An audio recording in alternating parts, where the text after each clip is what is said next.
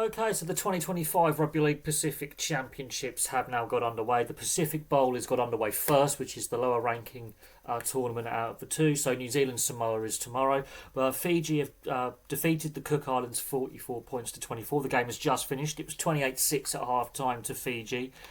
And Jahream Bula has had a fantastic game. He scored 4 tries in the first half, a hat trick after just 13 minutes of play. And even though, the Cook Islands won the second half and showed a bit of fight in the second half, and Fiji lost their discipline and lost some of their intensity and focus, the game was won well before half time. And you're thinking after the first 20 or so minutes that Fiji are going to put on a big blowout scoreline here. And this is, I think, one of the issues with international rugby league is we're still getting these massive blowout scorelines. Even at the lower levels, at the tier 2 nation level, we're still getting these massive blowout scores. Now, the game itself, there was a very strong wind that was behind the Cook Islands in the first half and behind Fiji in the second half. And the team playing into the wind actually wins the half, which is very interesting. The Cook Islands had a couple of restarts kicked out on the full, in part due to the wind. And, playing with the wind wasn't an advantage. It was a disadvantage, ironically. Now, the way Fiji played, that the offloading skills and the running game of the outside backs, Jahream Bula has popped up in the back line in different positions and scored three tries in 13 minutes. A try after 6 minutes, a try after 9 minutes, and his hat-trick after 13. Brendan Wakeham has converted all of those tries. And you're thinking at this point, Jahream Bula's going to, could score more. He does. But Fiji, some of their handling skills, especially with the forwards into the backs, the transitional phases, the offloads, they were willing to throw the ball around. It was dry. There was no rain, but there was this headwind they were running into. And so they relied more on their running game rather than their kicking game. Navali scores his try in 21 minutes, and it is at this point you're thinking this could be a massive blowout score. 4 tries to nil after 21 minutes. The Cook Islands haven't really had any ball. The Fijians are dominating the possession. Their completion rate is really good.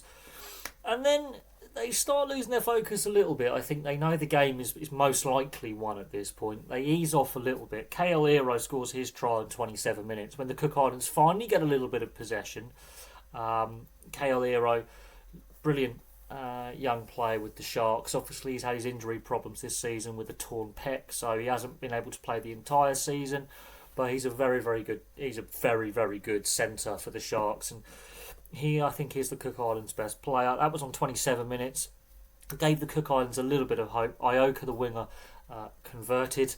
And then it became a little bit scrappy. And then Jahream Bula gets his 4th try on 38 minutes to make it 28-6 at half time.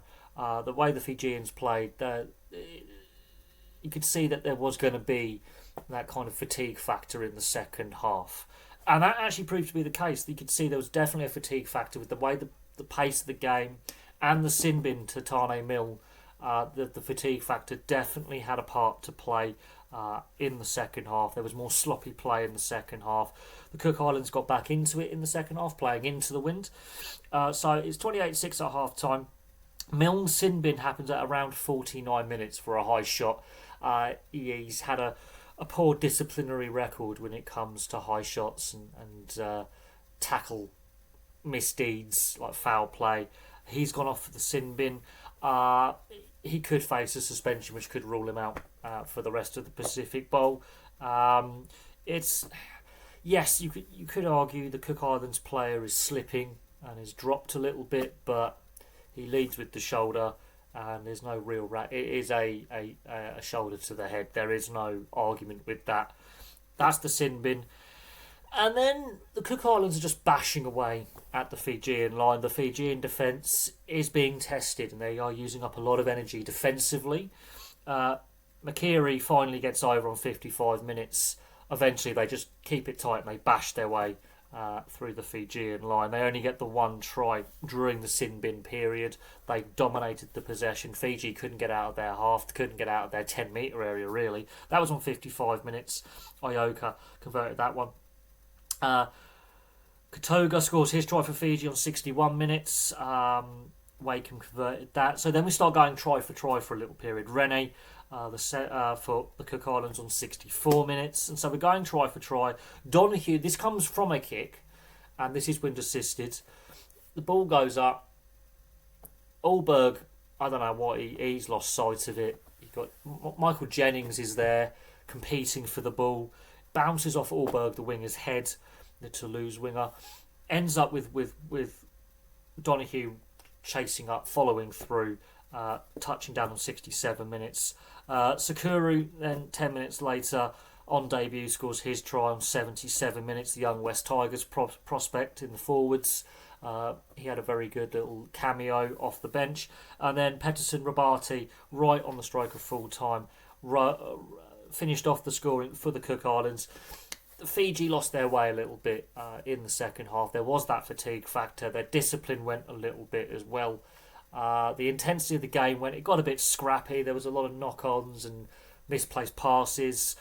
Taruva's bombed a couple of tries on the other wing for Fiji as well. How he's bombed them. Michael Jennings, 37. I think he's had a decent game in defence. Didn't really show much in attack, but it's Michael Jennings. There is a debate whether he should be allowed to play after his drugs ban and off-field indiscretions, but he's still plugging away at 37. All told, entertaining game. Fiji, when they get their offloading game going, they're exceptionally entertaining. They're fun to watch. I think the game against PNG is going to be really fun between Fiji and PNG because you've got a power game there with both sides, big physical power game. But the offloading game with Fiji, I think, could prove the difference potentially. It depends. PNG have got that extra week of preparation. We'll see what happens with Milne if he does get a suspension. I think he will for that high shot. I think he will be facing a couple of games out, which might prove crucial in the game against PNG with a big hitter like Milne not there. And so it bodes well for the Pacific Bowl that Fiji and the Cook Islands. The Cook Islands gave as good as they got in the second half.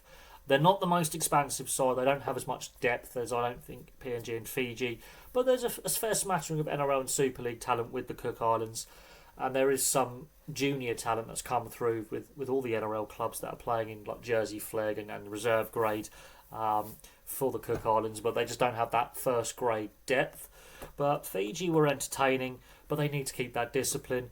Cook Islands, they gave as good as they got, especially in the second half. It's just that first half, they didn't adapt well to the wind behind them. They couldn't get on the ball, and then Fiji were allowed to throw the ball around and allowed space. So it sort of went to form, but 44-24, it was very entertaining, and we'll have to see what the Pacific Cup with New Zealand Samoa tomorrow brings, because that really does look like a really entertaining. The potential for entertainment there is very high. There's a lot of NRL talent. Samoa's got a very strong side. New Zealand's got a very strong side. That looks like a real fun matchup tomorrow. But Fiji win the game. Cook Islands, they're going to try and stay competitive against PNG as well. But the Fiji-PNG game looks really, really tasty in the Pacific Bowl this year. But there we go. Thank you very much for watching. Place your thoughts on the game in the comments section below. And it's always good to see international rugby league being played. It's an area of the sport that needs further development and growth, and it has grown a lot, especially with these Pacific Championships that the NRL has been a big driving force behind, with the International Rugby League Commission as well in organising. And so there we go. It's good to see some international rugby league. Thank you very much for watching. Place your thoughts in the comments section below, and I'll have some more content for you all very, very soon.